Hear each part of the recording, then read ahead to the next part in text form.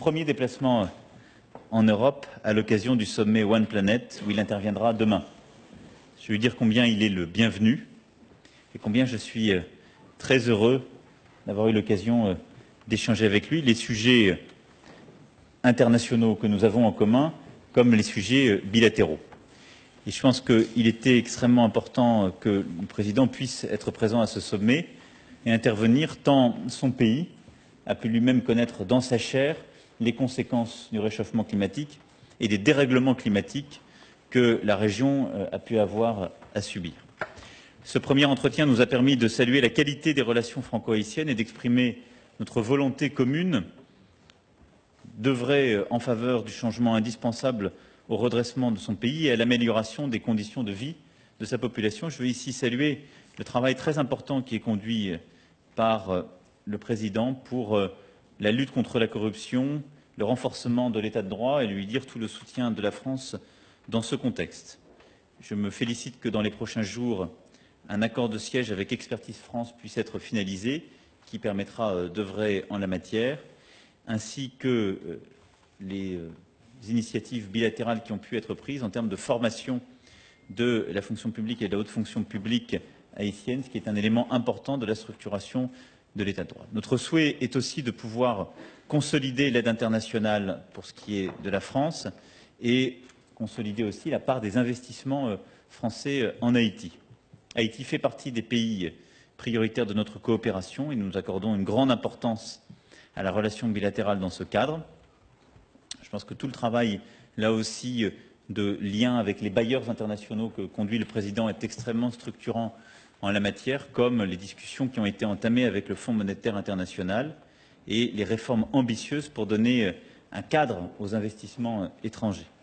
La France, par le truchement de l'Agence française de développement, s'est concentrée sur 3 secteurs prioritaires: l'éducation, la bonne gouvernance et la lutte contre les effets du changement climatique.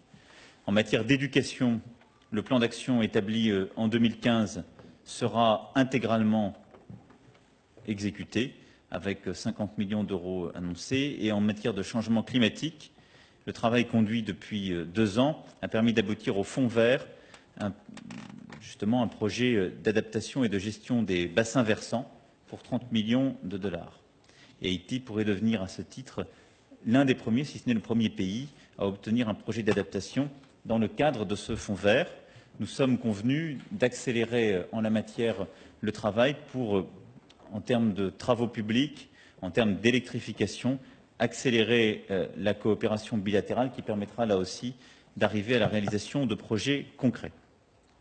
Enfin, je souhaite que nous puissions également intensifier notre relation dans le cadre de la coopération régionale et de la CARICOM, dont Haïti va exercer la présidence à compter du 1er janvier prochain.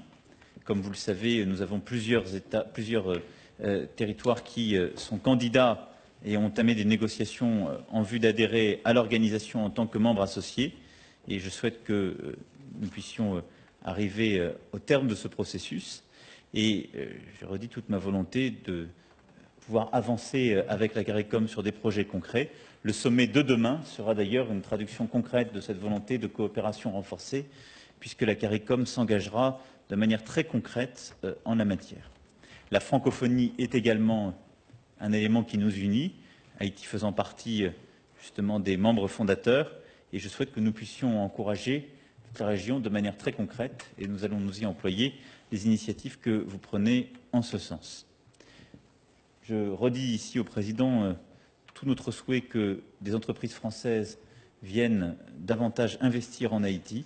Nous allons les y pousser par des initiatives ponctuelles et des accompagnements.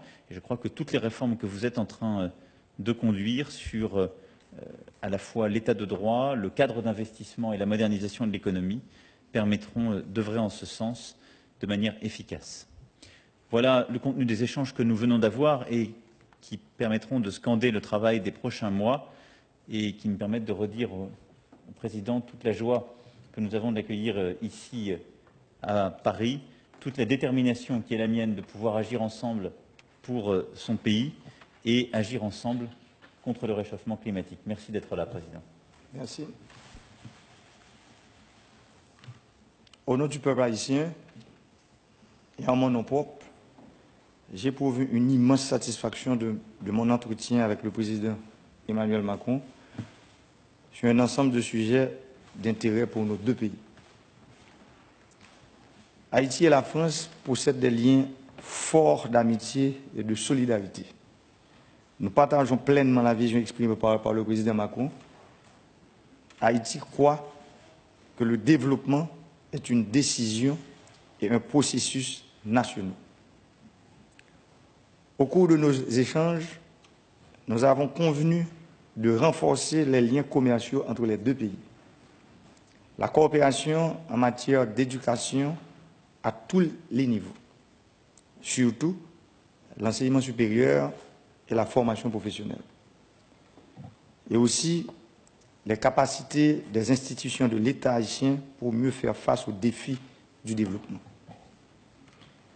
J'en profite pour saluer le leadership et l'engagement profond du président Macron pour la tenue du sommet sur le financement de l'action climatique. 2 ans après l'accord historique de Paris sur le changement climatique.